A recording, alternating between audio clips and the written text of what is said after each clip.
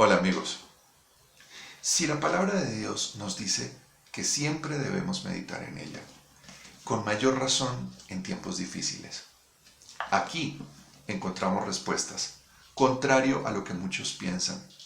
En lugar de evadirnos, nos encontramos con la realidad del reino de Dios. Para muchos, cuando las cosas no se dan como esperan, Dios es injusto, es indiferente, su creación se le salió de las manos o no existe. Pero si nos tomamos el tiempo para acercarnos a la palabra, para acercarnos a Dios con un corazón rendido, desarmado, arrepentido delante de Él y de su palabra, veremos cómo es Él en realidad. En primer lugar, Él es amor, Él es amoroso, Él quiere que nos acerquemos a Él. El personaje del Padre en el papel del Hijo pródigo lo deja suficientemente claro. Santiago nos dice en el capítulo 1, en el verso 5 de su epístola, que Él quiere darnos generosamente, abundantemente, sin reproche, sin menospreciar a nadie. Jesús nos presentó a su Padre, Él nos dijo cómo es Él, nos dijo, pidan y se les dará, busquen y hallarán, llamen y se les abrirá. Todas las cosas que pidan en oración, crean que las van a recibir y sucederán. En Juan 15:7 añade el Señor, si permanecen en mí y mis palabras permanecen en ustedes, pidan todo lo que quieren y les serán hecho. A Él le alegra dar. Y en estos días tan convulsionados en nuestro país, orando y meditando sobre nuestra realidad, y lo que Dios espera que hagamos en este tiempo, hay un pasaje que viene resonando insistentemente en mi corazón. Está en Apocalipsis 1:6, cuando dice el Señor, y nos hizo reyes y sacerdotes para Dios, su Padre. A Él sea la gloria, el imperio por los siglos de los siglos. Amén. Además del apóstol Juan, Pedro también nos había dicho en su primera epístola que los creyentes en Cristo somos real sacerdocio. Leo primera de Pedro 2:9 en la Nueva Versión Internacional. Pero ustedes son linaje escogido, real sacerdocio, nación santa, pueblo que pertenece a Dios, para que proclamen las obras maravillosas de aquel que los llamó de las tinieblas a su luz admirable. No perdamos de vista esta misión. Vemos entonces que hay una expresión muy clara de la voluntad de Dios para los que han tenido un encuentro íntimo y personal con Él, con Jesucristo, y se rinden a Él. Somos reyes y sacerdotes de Dios. ¿Pero qué significa esto? El problema con esas dos funciones, rey y sacerdote, es que el hombre a lo largo de la historia se ha encargado de que pierdan su sentido original. Cuando Dios le concedió a Israel que tuviera un rey, lo hizo para que este rey fuera un representante suyo ante el pueblo. Su propósito siempre ha sido que su pueblo lo represente y lleve su mensaje ante todas las naciones del mundo. Eso lo encontramos incluso desde que Dios le habló a Moisés en Sinaí, dándole instrucciones muy precisas para que las comunicara al pueblo. Le dijo, ahora bien, si me obedecen y cumplen mi pacto, ustedes serán mi tesoro especial entre todas las naciones de la tierra, porque toda la tierra me pertenece. Ustedes serán mi reino de sacerdotes, mi nación santa. Este es el mensaje que deben transmitir a los hijos de Israel, dice la Nueva Traducción Viviente.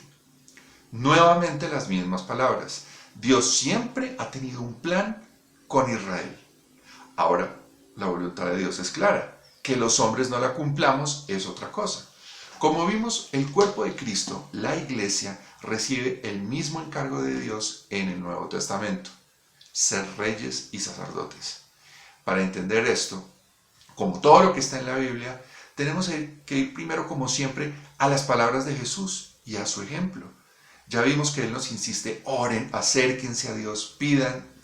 Resulta que Jesús, en su segunda venida, cuando venga, en Apocalipsis 19 se describe, será reconocido por todos en la tierra y en el cielo como Rey de Reyes, Señor de Señores. Él viene a reinar físicamente aquí en la tierra y asignará una función a los suyos sobre esta tierra, por lo cual debemos empezar a entrenarnos y a ejercer autoridad como lo que Él ya dijo que somos, hombres a su servicio, que gobiernan sus asuntos con sabiduría y para Él. Las funciones de un gobernante son relativamente familiares para nosotros y tenemos el ejemplo de Jesús para ser la clase de reyes que Dios quiere a imagen de su Hijo, que es el Rey de Reyes. Pero ¿cómo es eso de que somos sacerdotes? Ahí tenemos que detenernos un poco porque resulta que la Biblia en el Antiguo Testamento nos enseña que hay dos clases de sacerdocio.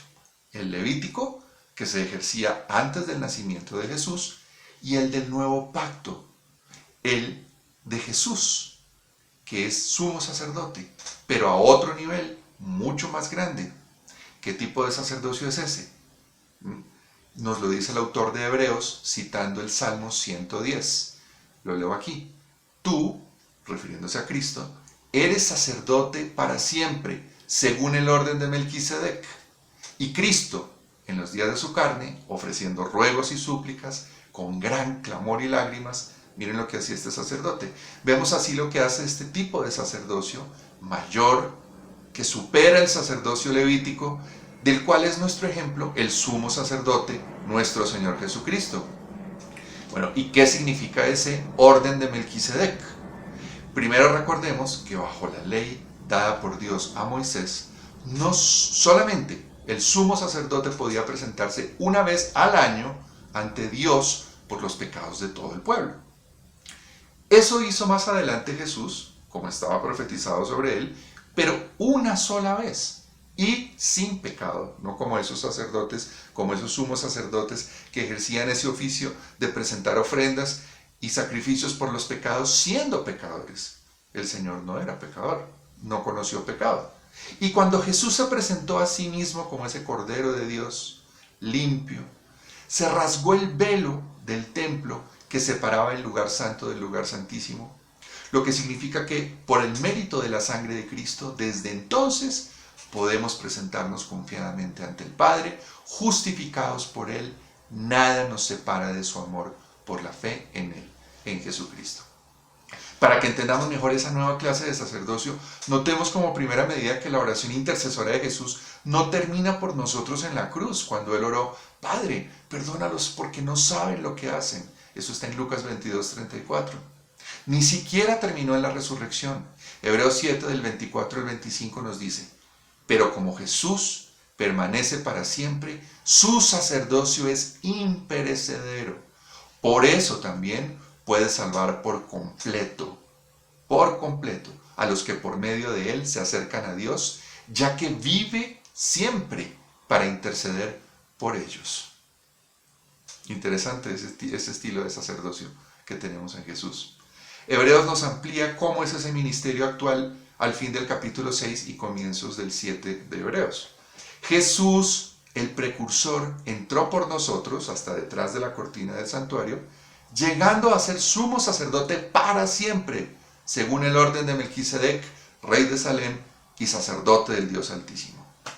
Primero, ¿qué hace un sacerdote? Presenta ofrendas y sacrificios por los pecados. Lo confirma Hebreos 8:3. Porque todo sumo sacerdote está constituido para presentar ofrendas y sacrificios. Ahora, el que intentaba asumir esa tarea por su cuenta, sin que Dios se lo mandara, sufría las consecuencias. Eso le pasó al rey Saúl y le pasó también a Usías. En el Nuevo Testamento, Pedro retoma eso en 1 Pedro 2:5, cuando leo en Nueva Versión Internacional. También ustedes son como piedras vivas con las cuales se está edificando una casa espiritual.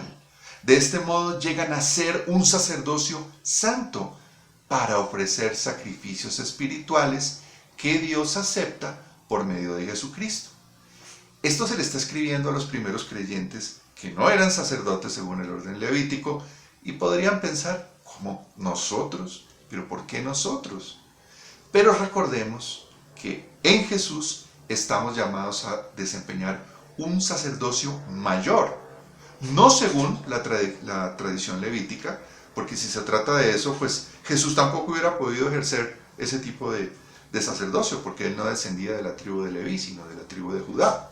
pero él fue hecho sumo sacerdote para siempre según el orden de Melquisedec. Ahora, este personaje misterioso cuyo nombre en hebreo significa Melquisedec, rey de justicia, Abraham le había entregado los diezmos de todo, y Melquisedec, antes de que existiera la ordenanza del diezmo según la ley, y Melquisedec le dio pan y vino, nos dice Génesis 14:18. Interesante, como en la última cena. ¿Quién era este rey de justicia? Sacerdote del Dios Altísimo. Dice Hebreos en los capítulos 6 y 7, y Salem, de donde era rey Melquisedec, significa paz. Ese rey de justicia era rey de paz. Así que ese tipo de sacerdocio permanente, eterno, a cuyo orden pertenece el sacerdocio de Jesús, es el de Melquisedec. En Jesús se restablecen dos prácticas esenciales del oficio sacerdotal, eterno y perfecto. Uno, dar de corazón. Eso estaba representado en el diezmo. Dos, ofrecer comunión. Nosotros, como reyes y sacerdotes de Dios, para siempre, debemos seguir el ejemplo de Jesús como sumo sacerdote. El pastor Derek Prince lo resume así: Jesús primero ofreció ruegos y súplicas a Dios con gran clamor. Segundo, se ofreció a sí mismo sobre la cruz. Tercero, ejerce continuamente el ministerio sacerdotal de intercesión desde los cielos. Si realmente estamos interesados en saber lo que Dios espera de nosotros en este tiempo, claramente no es que nos volvamos unos ermitaños, indolentes, indiferentes ante lo que vemos. Claro que somos instrumentos de transformación, luz del mundo, sal de la tierra, pero hay que recordar que no somos voceros de nadie, antes que de Dios. Trastornamos el mundo por el poder de su Espíritu, pero no olvidamos las palabras de Jesús cuando nos dice: denle a César lo que es de César y a Dios lo que es de Dios. ¿Y qué es de Dios? ¿Qué merece Él? Toda la gloria, toda la honra, toda la alabanza por los siglos de los siglos. Entonces, ¿qué quiere Él? ¿Qué espera de nosotros Dios? Volvamos a Apocalipsis 1:6, de donde partimos. Ahora leyendo desde el versículo 5, poco antes. Al que nos amó y nos lavó de nuestros pecados con su sangre y nos hizo reyes y sacerdotes para Dios, su Padre. A Él sea la gloria e imperio por los siglos de los siglos.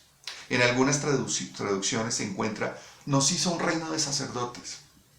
La responsabilidad de gobernar el mundo para Dios está implícita, pero no podemos marcar una diferencia ahí si primero no aprendemos a servir como sacerdotes. ¿De qué forma? Siguiendo el ejemplo de Jesús aquí. En lugar de juzgarnos, se dio a sí mismo, ofreciendo oraciones y peticiones continuamente por nosotros, y aún lo hace estando en el cielo. ¿Crees que estás calificado para gobernar? ¿Para ejercer mejor la tarea de nuestros gobernantes?